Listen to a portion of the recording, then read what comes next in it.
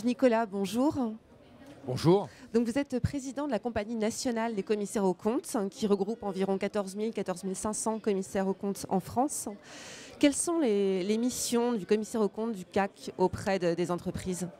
Alors, pour simplifier, je dirais que nous avons trois types de missions. La mission la plus connue de certification des comptes. La deuxième mission, les missions hautes, je dirais légales, qui nous sont données par la loi, qui sont des missions de révélation des faits délictueux, de devoir d'alerte lorsque l'entreprise est en difficulté, et puis de plus en plus des missions d'attestation diverses sur un certain nombre de sujets. Et puis nous avons aussi, et ça c'est beaucoup moins connu, de plus en plus de missions contractuelles qui peuvent être données par les entreprises, notamment par les directeurs financiers, sur un certain nombre de sujets, à partir du moment où cette mission-là fait l'objet d'une homologation par le garde des Sceaux. C'est-à-dire que nous sommes dans des missions qui doivent être autorisées de par la loi. Ces missions, ça peut être par exemple des missions au moment d'une acquisition d'une entreprise pour que nous regardions la société acquise. Ça peut être un diagnostic sur le contrôle interne. Ça peut être aussi des attestations.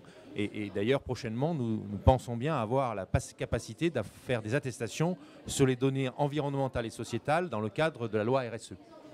Alors comment la relation entre un DAF et un commissaire aux comptes peut se passer de manière optimale? Quels conseils vous pourriez donner pour que les deux professions travaillent en bonne intelligence?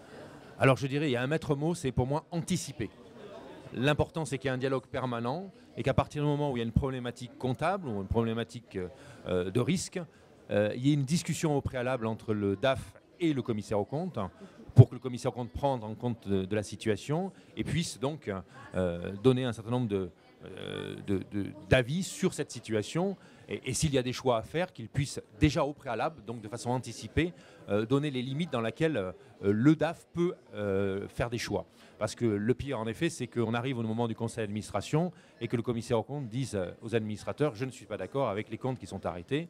Il y a tout un travail en amont qui n'est pas forcément visible, mais qui est très important et qui rend une relation de confiance entre le DAF et le commissaire aux comptes, puisque les problématiques sont discutées en amont, anticipées. Et évidemment, un point d'accord arrive dans la majorité des cas à ce moment-là. Dernière question, vous avez publié à l'occasion du congrès des DAF une étude sur la profession. Quels enseignements vous en tirez? Quel chiffre ressort à votre avis? Il y a un chiffre qui ressort évidemment qui me ravit, puisque la question qui était posée aux DAF sur à qui ils avaient donné d'abord leur confiance, ils ont répondu à 92% les commissaires aux comptes et les experts comptables, mais vous savez que nous sommes une population assez proche. Je crois que c'est très important de montrer que les DAF ont confiance en leurs commissaires aux comptes.